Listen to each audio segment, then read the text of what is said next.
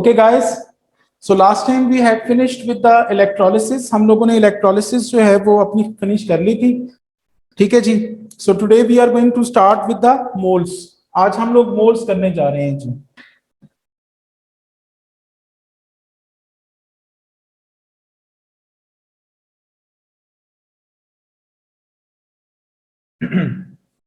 सबसे पहली चीज मेरे बच्चों,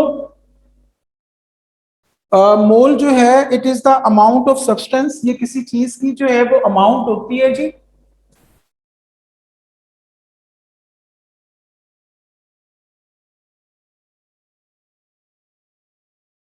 कितनी अमाउंट ऑफ सब्सटेंस होती है जिसके अंदर 6.02 इंटू 10⁻23 जो है वो पार्टिकल्स प्रेजेंट होते हैं.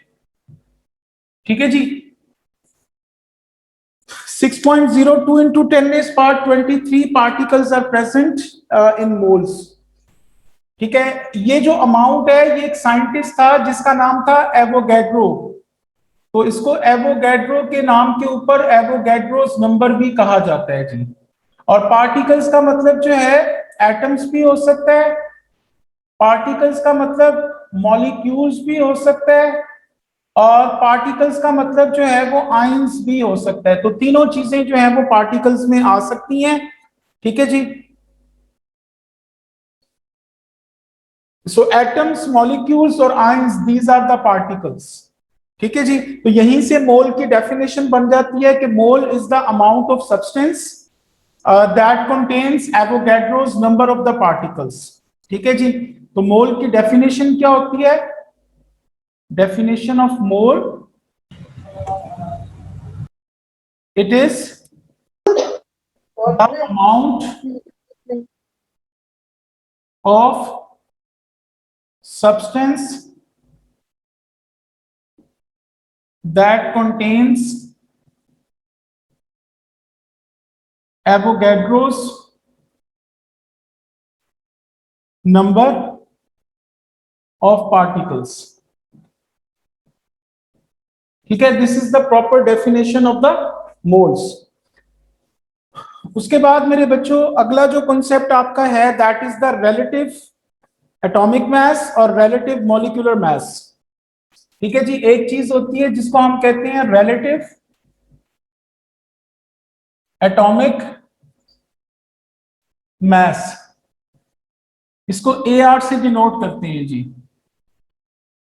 ठीक है जी. और दूसरा आपका होता है जिसको हम कहते हैं रिलेटिव मॉलिक्यूलर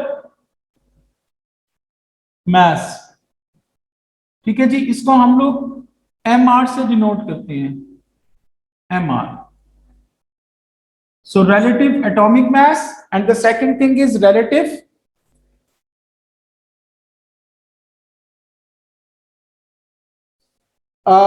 molecular mass जी. ठीक है. तो ये दो आपके जो है वो टर्म्स हैं.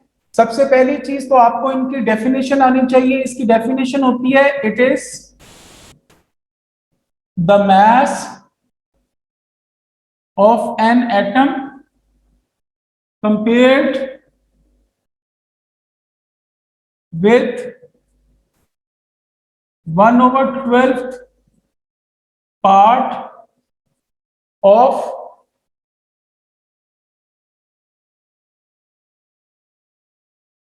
कार्बन 12. ठीक है जी. और दूसरा रिलेटिव मॉलिक्यूलर मास होता है. ये क्या होता है? इट इज द मास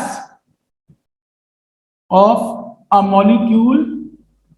ये सेम डेफिनेशन वही है, सिर्फ एटम की प्लेस के ऊपर आपने वर्ड मॉलिक्यूल लिख देना है, बाकी सब कुछ वही लिखना है. ठीक है जी. कंपेयर्ड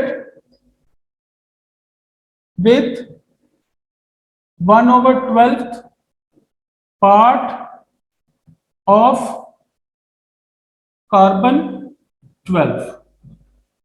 ठीक है जी. So these are the two definitions of AR and MR. अब ये कैलकुलेट कैसे करते हैं?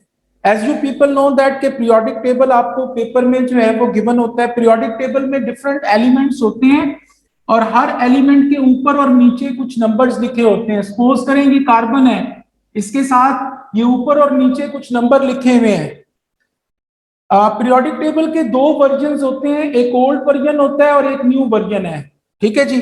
तो आप लोगों को मैं आसानी के लिए बता देता हूं कि दो नंबर्स जो लिखे हुए हैं इनमें से जो छोटा नंबर होता है, जो स्मॉलेस्ट नंबर होता है, उसको हम कहते हैं atomic number. So this one is called as the atomic number और this one is called as the proton number. इसको प्रोटॉन नंबर या एटॉमिक नंबर का नाम देते हैं जी। Whereas this bigger number that is called as the nucleon number or this one is called as the atomic mass। ठीक है जी। ये atomic mass है और जो छोटा नंबर होता है that is called as the proton number और एटॉमिक नंबर। तो इन दोनों नंबर में से जो बड़ा नंबर होता है, ये देखिए इसके साथ ये एटॉमिक मास वर्ड लिखा हुआ है, तो यहां पे भी देखें एटॉमिक मास लिखा हुआ है। तो पीरियोडिक टेबल में हर एलिमेंट के साथ दो नंबर्स लिखे हुए हैं, तो वो जो दो नंबर्स हैं उनमें से जो छोटा नंबर है, चाहे वो नीचे लिखा हो या ऊपर लिखा हो, don't get confuse with it.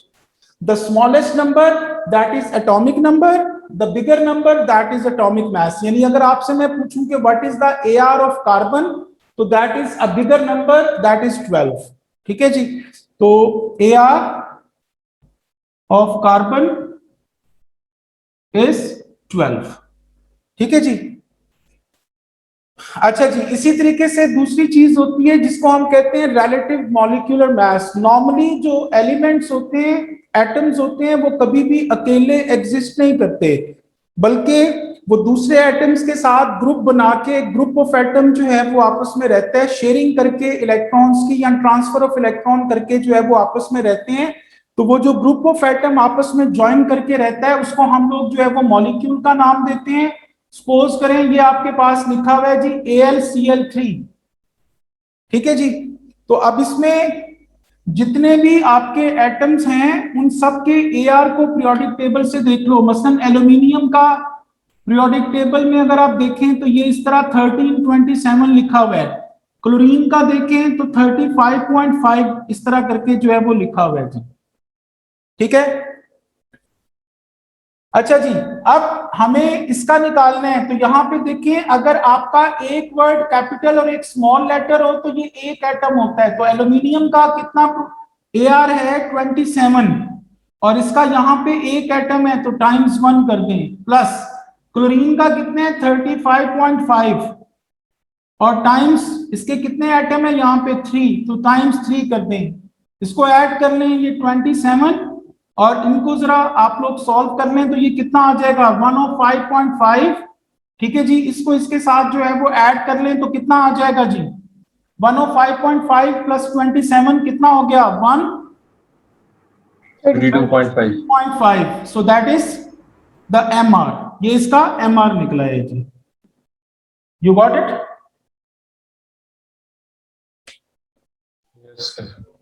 अच्छा जी, यहाँ पे एक छोटी सी चीज जो आप लोगों ने समझनी है, ये क्लोरीन का जो AR है वो पॉइंट में क्यों आ रहा है। पेपर में ये क्वेश्चन एक बार आ भी चुका है और नेक्स्ट भी आने के चांस हैं। इसका पॉइंट में क्यों आंसर आ रहा है, उसकी रीजन क्या होती है। इसका पॉइंट में इसलिए आंसर आ रहा होता है मेरे बच्चों, क्योंकि क्लोरीन जो है इसके दो आइसोटोप्स होते हैं, एक 35 वाला 17 और 35 और एक होता है 17 और 37। नेचर में इसकी एग्जिस्टेंस होती है 75% और इसकी एग्जिस्टेंस नेचर में होती है 25%। ठीक है जी। यानी अगर आप लोग 100 एटम्स क्लोरीन के ले लें तो उसमें से 75 एटम्स आपके 35 वाले निकलेंगे और 25 एटम्स जो हैं वो 37 वाले निकलेंगे। तो अगर एक चीज के दो आइसोटोप्स हों तो उनकी जो अबंडेंस होती है, जो परसेंटेज होती है, उसको यूज करके जो है वो उसका हम लोग AR निकालते हैं। तो कैसे निकालेंगे ये देखें, इसकी 35, इसकी कितनी नेचर में एग्जिस्टेंस है मेरे बच्चों 75% है। तो 75 से जो है वो आप लोग मल्टीप्लाई कर दीजिए 75/100। इसी तरह इसकी नेचर में एग्जिस्टेंस कितनी है 37, इसकी कितनी है 25/100। तो इसको सॉल्व करें तो आपका 35.5 आ जाएगा जी। ठीक है जी। तो पेपर में ये क्वेश्चन आया हुआ है कि क्लोरीन का जो एम आर होता है, सॉरी ए आर जो होता है वो क्यों पॉइंट्स में होता है, तो उसकी आपने रीजन बतानी है कि chlorine has the two isotopes having the abundance 75% and 25%, ठीक है जी, and its average is being calculated as 35.5। तो ये उसका आपने आंसर लिखना होता है।